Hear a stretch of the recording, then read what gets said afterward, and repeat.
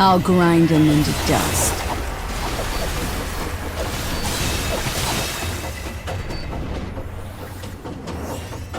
Enemy reinforcements confirmed. Eliminating.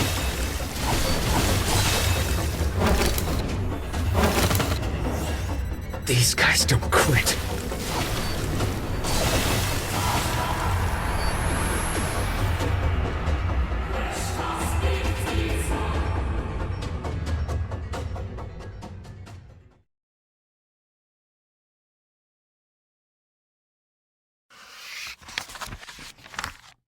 The boy stirs to wakefulness in an unfamiliar room.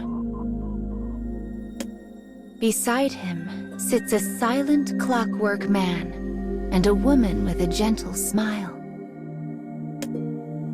The boy had traveled countless unforgiving lands in an attempt to halt the cruel war staged by his own kingdom.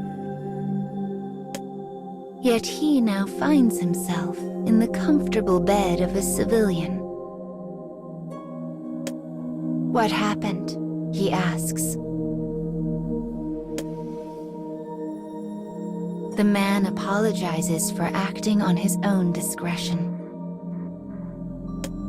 He explains how the woman came to their aid when the boy fell victim to a mighty seizure. As the boy begins to thank his rescuer, he silently curses the inadequacy of his frail and sickly body.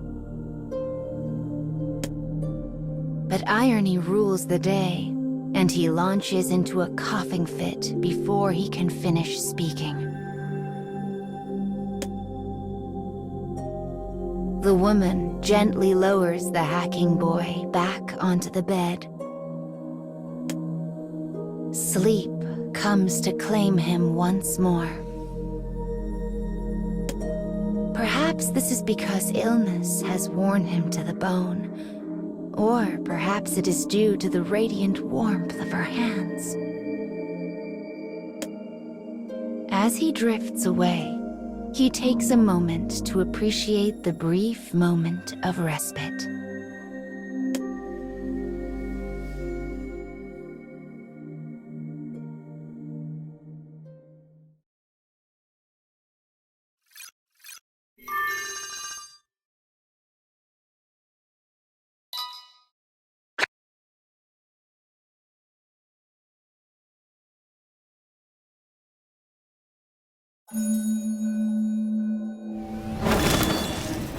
I'll grind him into dust.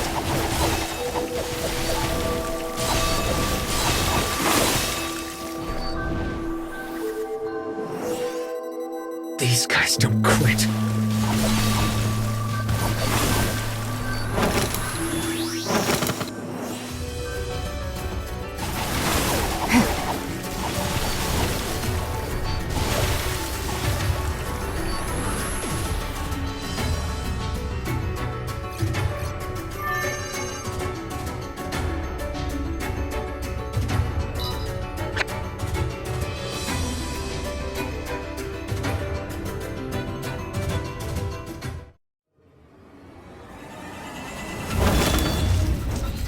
I'll grind him into dust.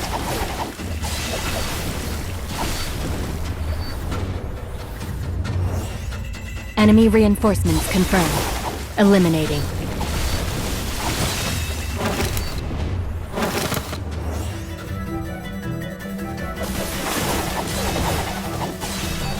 How about this?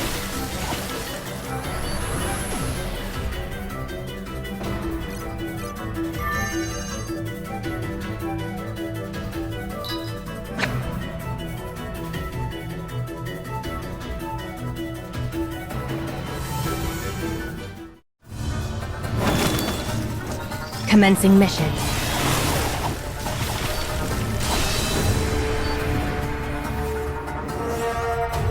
More of you come to die?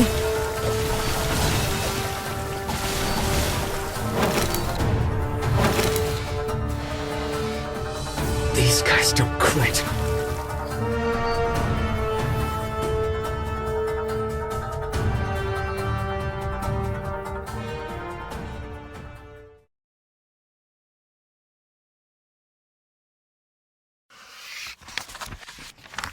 Several days have passed since the boy began his treatment in the woman's humble abode. He occasionally hears commotion erupt outside. The townsfolk talk of nothing save the war.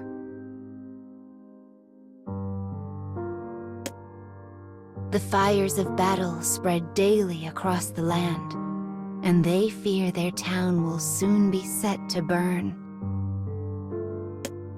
Eventually, their unease grows so great that a guard is dispatched to keep watch over the boy and man.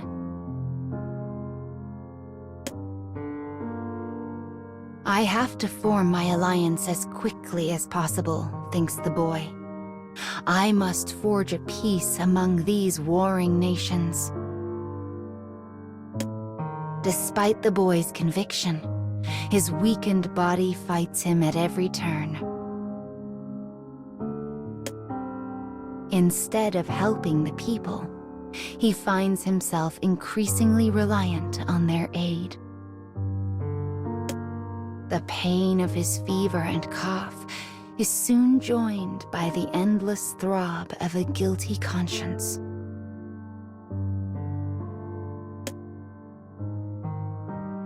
The woman tends him briskly and efficiently. Despite the raging war, her words are soft and kind. Despite her abject poverty, her food is warm and hearty. The situation begins to remind the boy of his childhood. As his thoughts spin, they finally alight on a particular memory. One from his earliest days as a child. It is the face of his mother, a woman who departed this world long, long ago.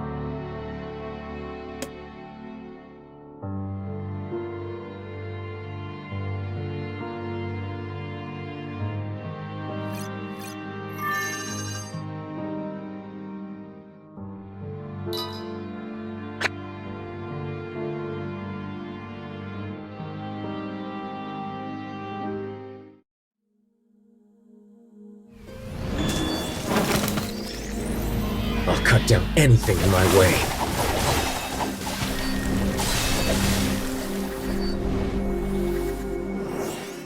More of you come to die?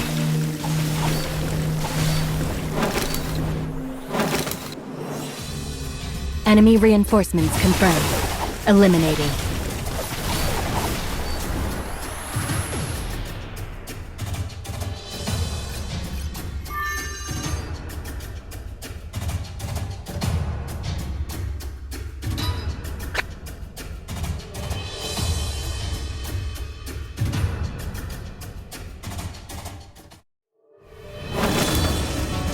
I'll grind them into dust.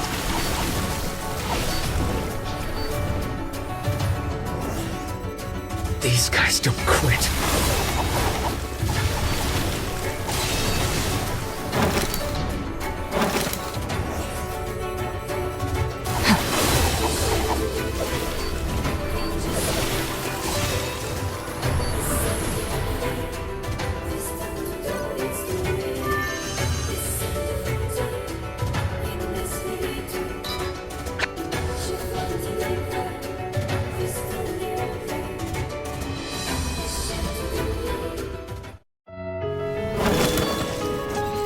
I'll grind them into dust.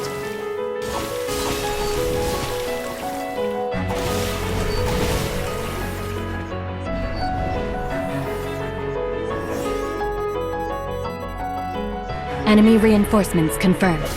Eliminating.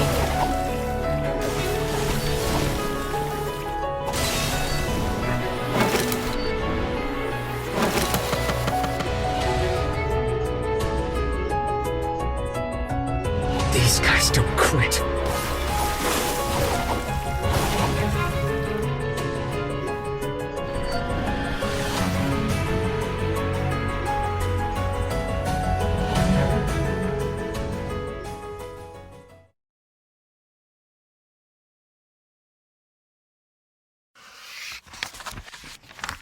Slowly but surely, the boy progresses in his recovery.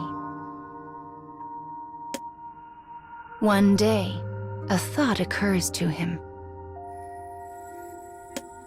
Why is this woman working so hard for me? And why does she remind me of my mother? The boy asks his clockwork companion if he knows anything of her circumstances. The man nods and reaches for a nearby picture frame that is turned face down. He flips it over to reveal a family photograph. The man then begins to speak of the room's history. This country keeps a database of all citizens, one he had been able to access. He continues speaking, his voice dry and emotionless. He tells the boy what he found in the records of the woman's family. The room in which they rest once belonged to her child. The same child who smiles so brightly in the photo. But the fires of war had claimed him some time ago. And just as the boy sensed his late mother in the woman, so too did she sense her late child in him. A time of respite. A woman's devotion. A veiled love. Pain shoots through the boy's heart. But it does not come from his illness. Instead, it comes from a realization. A realization that his own homeland is responsible for all of this.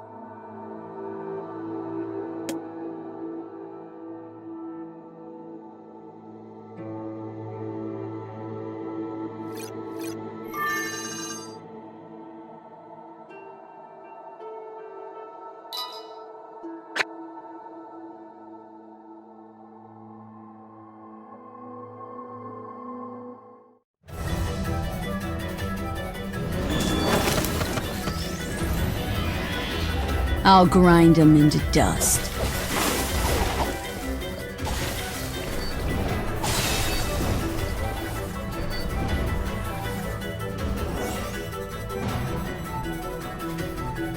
Enemy reinforcements confirmed. Eliminating.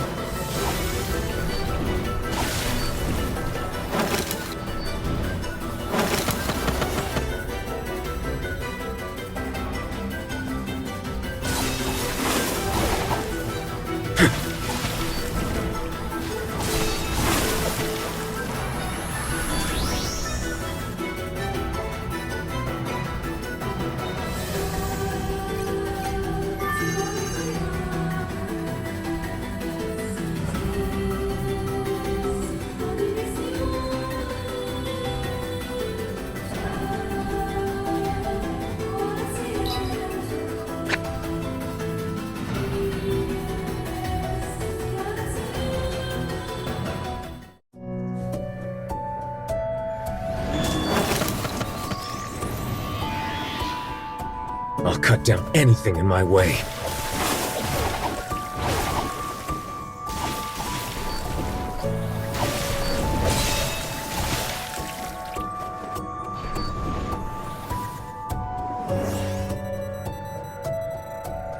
More of you come to die?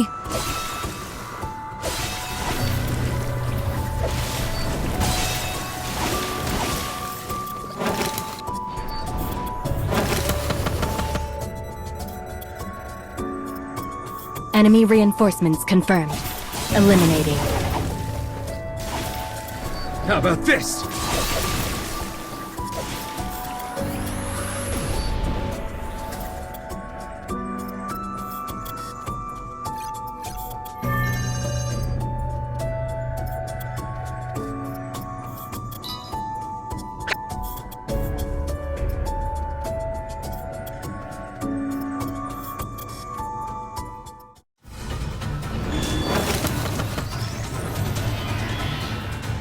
Commencing mission.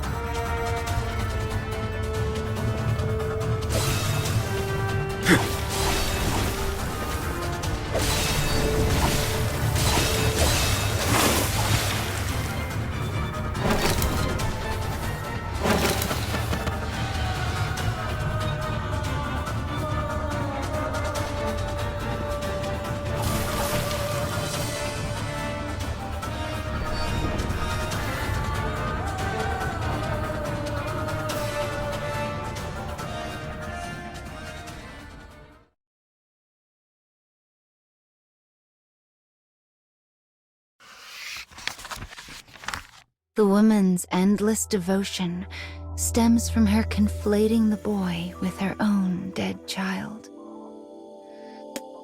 A child that was killed by the very war the boy's homeland had started. This truth lay heavily on the boy's heart. Enough, he says to the clockwork man. I can stay here no longer. He dresses himself and uses his staff to rise from the bed. As the man reaches to steady the boy, the distant rumble of cannon fire rings out. It is the sound of lives being lost. The familiar footsteps of tragedy march ever closer. They threaten to engulf the house at any moment. The woman suddenly leaps from her bed and rushes to the pair, begging them not to leave. "Let me go," says the boy. "I am not your son. I am from the kingdom, and royal blood flows in my veins." Shock breaks out across the woman's face before slowly morphing into hatred. "It's your fault," she growls. "Your fault. My son is dead, and it's all your fault." She lets forth an agonized howl, the pain of a mother tormented by an immutable past. "Yes," replies the boy, "I am responsible." He bows his head deeply. He knows he is the target of her hatred, and he knows that it is earned. As they abandon the house, the boy's fever spikes and the pain threatens to blot out his consciousness. But he continues stumbling on. He will protect the woman and her house. He will stop the war. He will bear the burden of hate for as long as he must. That is why he walks on. And why he never looks back.